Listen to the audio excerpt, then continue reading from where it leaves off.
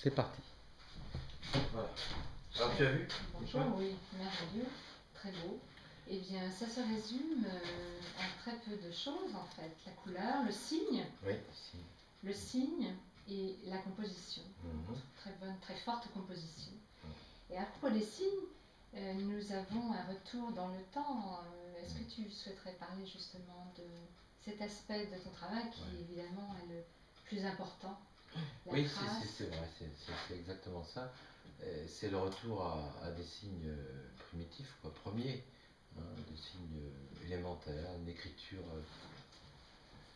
universelle, enfin, les croix, et des signes qu'on retrouve partout dans le monde, le triangle, le cercle, des choses comme ça, des choses que j'ai déjà explorées en Afrique. Mais des signes extrêmement libres de facture. Bien sûr, il y a une relation aux formes géométriques simples, mais dans le même temps, on a une grande poésie à travers ces signes. Et puis, certains apparaissent en premier plan, et puis on a toute une profondeur de champ avec comme une mémoire, une trace très ancienne. C'est peut-être ce qui nous frappe le plus. Ça, c'est l'aspect, oui, c'est vrai que bon, sur le plan plastique, on va dire, purement plastique, parce que je suis peintre quand même, formé aux beaux-arts.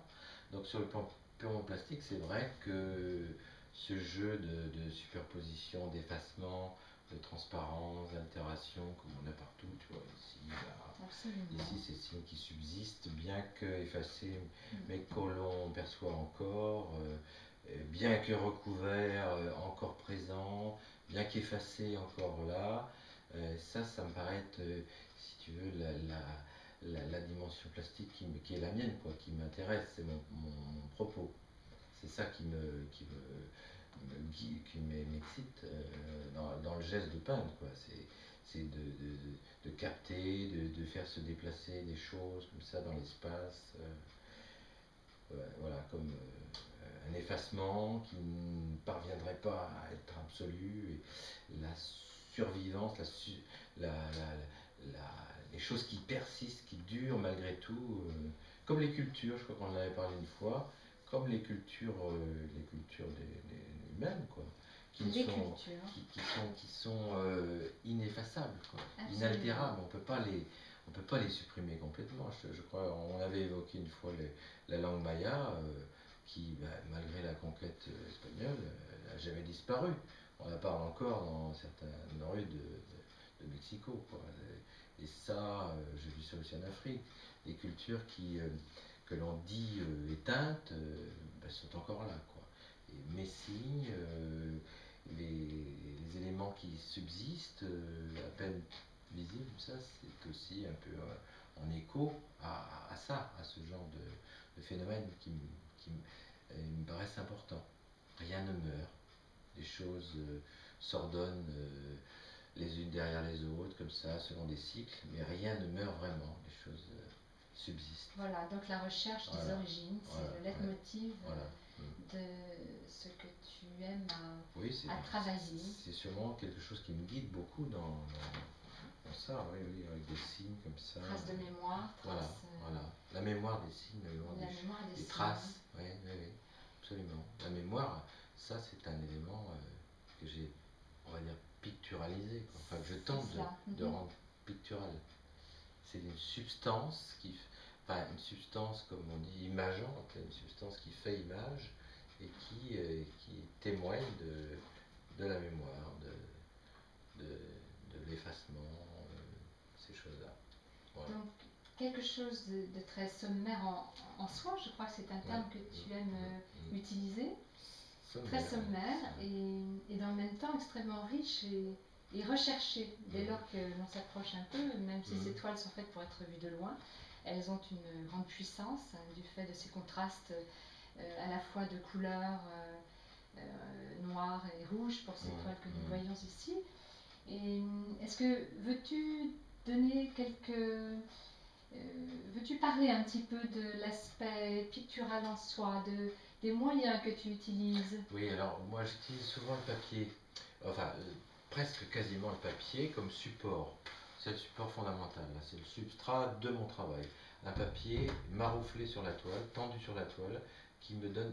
Parce que la première chose, c'est une rencontre aussi tactile avec le support. Et le rebond, l'aspect lisse et tendu de la toile sur laquelle j'ai marouflé un papier, c'est un premier appel. C'est déjà la séduction de la page blanche qui opère. Et j'ai besoin de ça.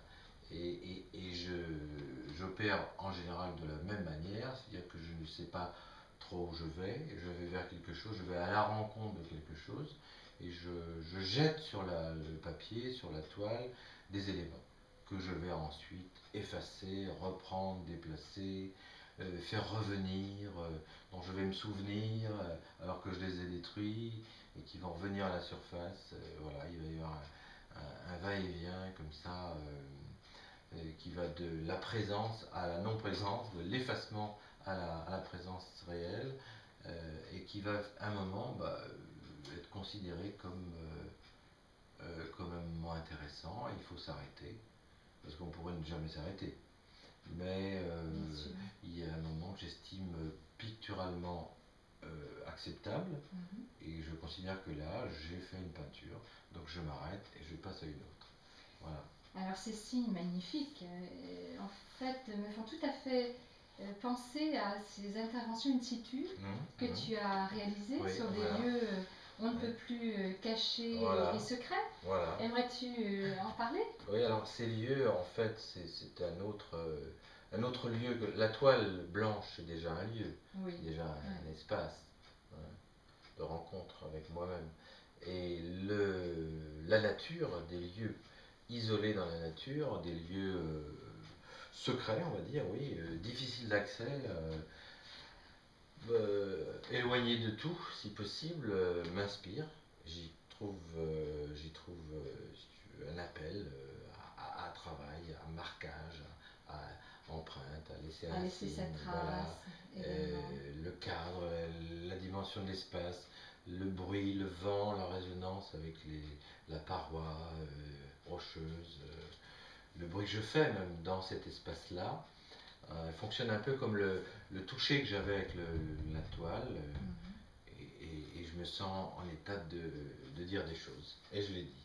Voilà. Mais je l'ai dit pour personne, je l'ai dit pour moi en fait, parce que dans ces lieux qui sont isolés, il n'y a pas grand monde évidemment, il n'y a même personne, et je tiens à être isolé, une espèce de pudeur, comme ça, pudeur et impudeur aussi, parce que isolé pour les faire, pour les réaliser, mais pas isolé après par la suite, puisque par la photographie, par le film ou la photographie essentiellement, je peux donner témoignage de ce que j'ai fait, de ce qui existe à l'endroit, quelque part dans le monde. Alors j'en ai fait quelques-uns comme ça, en Afrique, en Grèce, dans les îles de l'Atlantique Nord, on va dire. J'aime pas trop dire où ça se situe. Oui, puisque comme tu disais, ce sont ça des lieux secret. Des lieux secrets, des lieux où j'ai mon rituel incantatoire qui se développe. Donc on est pour le coup dans le sommaire par excellence, puisque il y a la confrontation avec un matériau très, très dur, très brut, très primitif, éternel. Donc un aspect à la fois mystérieux et comment on pourrait dire sacré quelque part, un acte tout à fait authentique, on va dire, de ce geste sur le granit.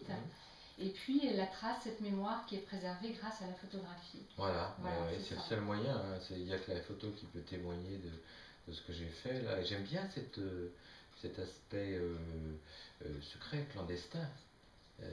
D'ailleurs, je pense que les artistes en général, qu'ils soient écrivains, musiciens, créateurs, ont besoin de ce secret au départ.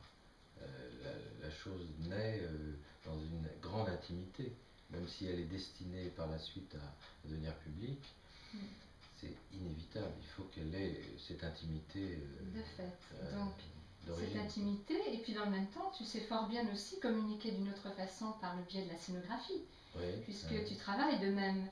Oui, la scénographie, ça a été aussi un aspect de mon travail, ça l'est pour l'instant encore.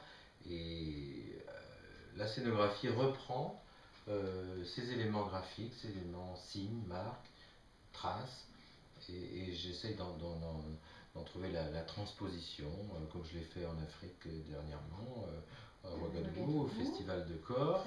Oui, là, j'ai travaillé avec 2 danseurs, la compagnie d'Auguste Ouedraogo, et donc ce travail est devenu, a été transposé scénographiquement avec des matériaux disons, beaucoup plus éphémères. Oui, et puis naturels. Et naturel. Je suis arrivé à Ouagadougou, je n'avais aucun matériel pour travailler, je savais que j'allais le trouver sur place. Et j'ai donc pris le sable du Sahel, quoi, la latérite, et une farine de mil qui est la base de l'alimentation là-bas. Et j'ai construit ce décor, cette scénographie, ces traces, ces signes sur la plateforme à base de sable et de farine. Et voilà, j'ai proposé un parcours, un labyrinthe, un palimpseste aux danseurs qui se sont d'ailleurs fort bien trouvés. On le voit dans la vidéo. Investi en tout cas sur comme des espaces de vie en quelque sorte dans lesquels ils évoluent magnifiquement d'ailleurs, j'ai vu. Et dans le même temps c'est éphémère parce que le but était de redonner un peu poussière à ces traces. Et puis c'est aussi la possibilité de changer de médium, de changer de moyen de travail, de varier la façon que j'ai de m'exprimer, changer de matériaux. Donc Ouagadougou, les voyages. Les voyages, je crois que c'est aussi une raison d'être chez toi, puisque quand on s'intéresse au signe, à la trace, on s'intéresse à l'homme, à sa création et au mystère aussi qu'entoure la vie des hommes. Et ces voyages ont été multiples et non seulement l'Afrique, bien sûr. Et ça continue. Oui, tu aimerais sans doute en parler un petit peu, notamment sur l'Italie. Oui, l'Italie est au programme prochainement, Venise, oui, dans les jours à venir. Je repars en voyage, un voyage de travail, un voyage inspirateur, d'un travail plastique, bien sûr. Et là, je repars à Venise pour travailler à la fois avec toute la graphie vénitienne qu'on trouve dans l'atmosphère, dans l'architecture, dans cet espace vénitien qui est très cinétique, qui bouge sans cesse avec quand tu connais Venise, les perspectives ne sont jamais orthogonales, elles sont fluctuantes comme ça, sinueuses, et donc il y a sans cesse le dessin de Venise se réécrit constamment. Donc je veux capter ça, je veux nourrir mon travail de cette atmosphère, de ces matériaux, qui sont pour moi des matériaux. Puis il y a aussi les verriers de Venise qui vont peut-être pouvoir me permettre de poursuivre des recherches que j'ai en sculpture. Il y a aussi la nature derrière Venise, la Vénétie, les montagnes, les Dolomites, qui peuvent être aussi pour moi un prochain terrain de travail, de jeu. De jeu. Voilà, donc voilà, c'est le programme des mois à venir et ça devrait donner naissance à des tableaux, à des sculptures, à des travaux in situ, comme je les appelle, c'est-à-dire des gravures dans la nature. Voilà. Bravo, écoute Jacques, je suis très impatiente d'assister à la suite. Il faudra attendre quelques mois. De cette vie créative très nourrie, Jacques. Oui, bravo. Très bien. Eh bien, une prochaine fois. On arrête là, on va voir. C'est pas trop mal. Non, mais